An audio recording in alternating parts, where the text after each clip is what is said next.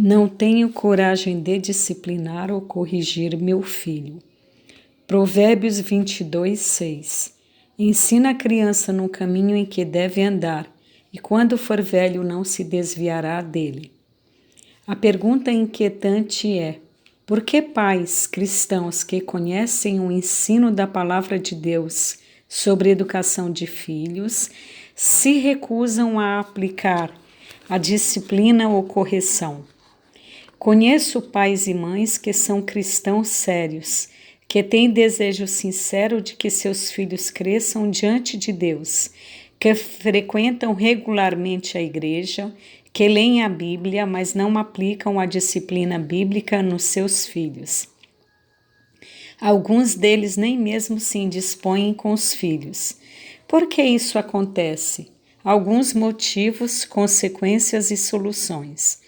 Motivo 1. Trauma da infância por ter sofrido com a violência física abusiva dos pais. Consequência: não disciplinam os filhos, têm temor que eles sofram e tenham traumas como eles tiveram.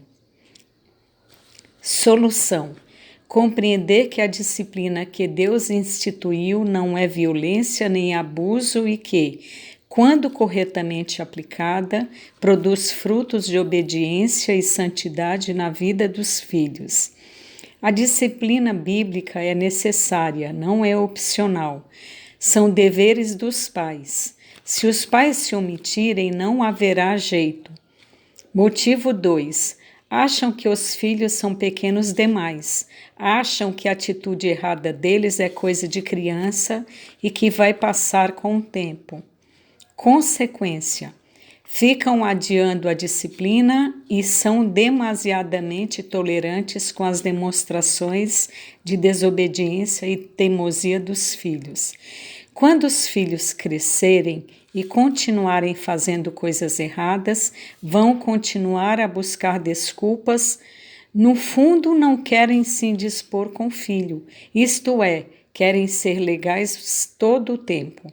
Solução: aprender a distinguir entre comportamento infantil, coisa de criança como derrubar, se sujar, chorar, etc., e comportamento rebelde, coisa do pecado do coração, como mexer em algo que os pais já falaram para não mexer, fazer escândalo, se jogar no chão, mentir, etc. Comportamento infantil deve ser tolerado. Comportamento pecaminoso deve ser confrontado e corrigido. Não há idade para corrigir, pois o pecado se manifesta desde o nascimento. O que muda é a forma de correção. Em todos os casos, os pais não devem deixar o comportamento errado prevalecer. Motivo 3. Um dos pais já é firme e disciplina, então o outro se acha no direito de se omitir. Consequências: há um desequilíbrio na relação no lar, um é sobrecarregado e o outro é subparticipante. Não existe essa coisa de eu amo e cuido e você. O outro cônjuge disciplina. Quando um pai ou uma mãe se recusa a disciplinar ou intervir, a situação pode complicar muito quando a criança crescer. Logo a criança aprende que o pai ou a mãe que não disciplina pode ser abusivo e manipulado por ela. E quando for adolescente, a coisa piora. Solução: cumprir a tarefa que Deus nos deu. Os dois devem disciplinar, confrontar e enfrentar, todos os dias. Quando um é firme e o outro é mole, a situação fica perigosamente desequilibrada. Motivo 4. Há pais que temem não serem mais amados pelos filhos quando houver confronto. Consequências: pais permissivos e filhos entregues a si mesmos. Pais apreensivos e filhos folgados. Pais reféns emocionalmente dos filhos e filhos aprendendo a manipular os pais através das emoções. Solução: Entender que a disciplina no modelo bíblico produz mais amor e proximidade e não o contrário. Entender que a criança é criança e adulto deve ser adulto. Isto é, nunca um adulto deve se deixar manipular por uma criança. A mesma criança que diz, eu não te amo mais, volta daqui um pouco, abraça e diz, me perdoe, eu te amo. Pais adultos devem ter mais equilíbrio emocional do que os filhos. Filhos falam tolices e depois nem se lembram mais do que disseram. Se os adultos forem firmes e maduros, tudo se resolve.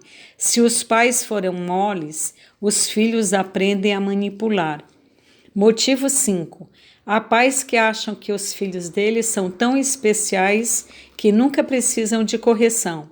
Consequências: sem correção, sem respeito, sem limites, desgraça.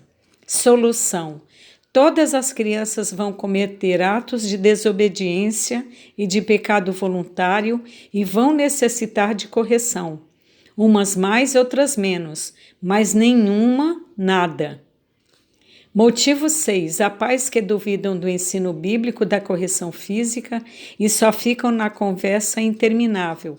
Consequência: filhos que aprendem a dissimular e ficar hábeis em levar os pais na conversa, não há temor e então não há respeito, sem respeito.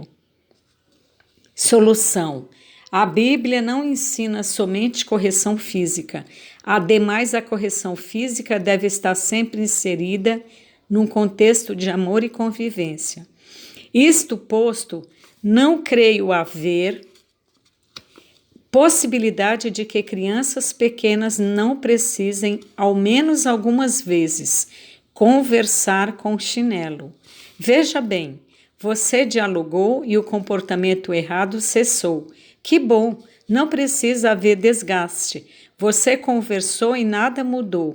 O que resta a fazer? Deixar a rebeldia prevalecer. Gosto muito de pensar em que tipo de diálogo pode haver entre um pai adulto e um filho de 2 anos e meio, disposto a ser o dono do mundo, mas alguns pais tentam. Motivo 7. Há pais cristãos que vão à igreja, leem a Bíblia, mas na educação de filhos preferem ouvir os gurus da psicologia humanista contemporânea. Consequência: confusão. Solução: confiar em Deus e na sua palavra, quando ela diz que é suficiente e eficaz. Não precisa de complementos humanistas e contrários a Deus. Tenho notado que alguns grupos de pais constituem uma espécie de grupo de risco em relação à correção dos filhos. São pais e mães que, por motivos agravantes, correm mais riscos de serem omissos na aplicação da disciplina bíblica. São eles: pais mais velhos que tiveram filhos tardiamente, pais que tiveram grande dificuldade para engravidar, pais que trabalham muito e ficam muito fora de casa, pais separados, divorciados. Vamos confiar em Deus e obedecer, e que Ele nos abençoe. Pais, não irritem os filhos. Pais, não irritem seus filhos para que eles não desanimem. Colossenses 3:21.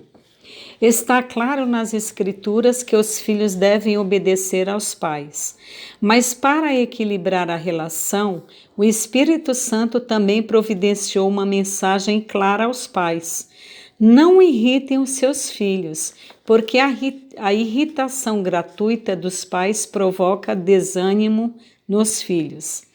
Desse modo, pais devem vigiar as suas atitudes para não incorrerem nesse erro. Coisas que costumam irritar os filhos, chamados irritações justas, entre aspas. Pais que amam e privilegiam mais o filho em detrimento dos outros, pais que não respeitam os seus cônjuges, excesso de violência e opressão na aplicação da disciplina, pais que desqualificam verbalmente o filho usando adjetivos depreciadores, Pais que não se importam e então se omitem da disciplina corretiva. Pais ocupados demais com outras atividades, a ponto de sempre estarem ausentes do relacionamento com os filhos.